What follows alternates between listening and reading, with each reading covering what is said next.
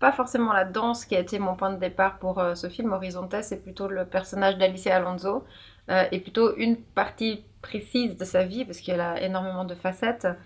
C'est le fait qu'elle a dû surmonter un handicap, à savoir la perte progressive de sa vue, et faire de ce handicap un atout.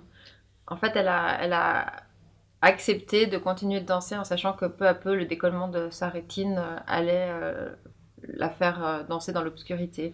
Et du coup, elle a contourné cet obstacle en se bandant les yeux très rapidement pour apprendre à garder l'équilibre et puis apprendre à danser en se repérant les yeux fermés, disons. En discutant avec beaucoup de gens, je me suis rendu compte que c'est une passion qui attaque, qui capture les gens dès leur plus jeune âge. Et je trouvais intéressant d'avoir justement ce portrait croisé avec cette adolescente de 14 ans qui elle aussi ne va pas s'amuser avec ses copines le soir en rentrant d'école, mais va peut-être s'entraîner dans le salon à la barre qu'elle a installé dans sa chambre ou autre. Et cette force-là de courage, je la retrouvais chez cette danseuse étoile de 35 ans que j'ai rencontrée aussi, qui très rapidement a toujours dit, moi, c'est pas l'horizon que je veux atteindre, c'est au-delà de l'horizon.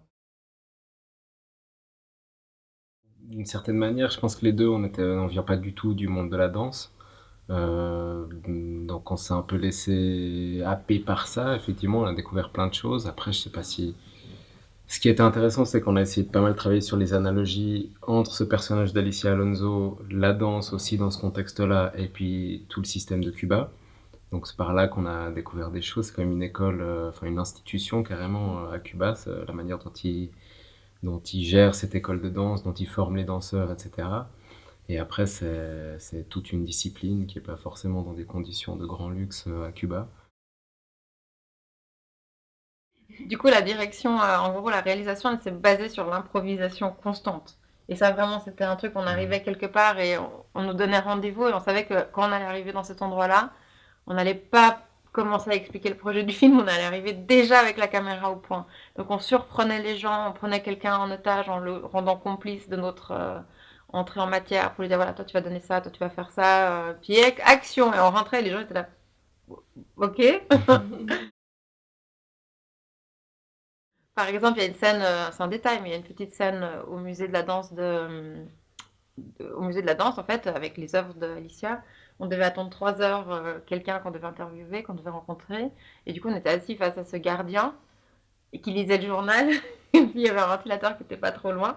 Moi j'avais une photo d'Alicia avec moi. Et en 2 secondes, on a J'ai commencé vu à ça. plaquer la photo contre le mur. Et on a fait en sorte qu'elle se décolle. On a demandé au monsieur, on a rapproché le ventilateur et avec le ventilateur, elle se décollait naturellement.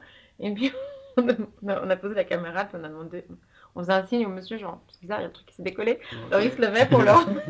Et on a fait faire ça pendant 10 minutes jusqu'à ce qu'on ait un enchaînement de 2 bonnes prises. Mm.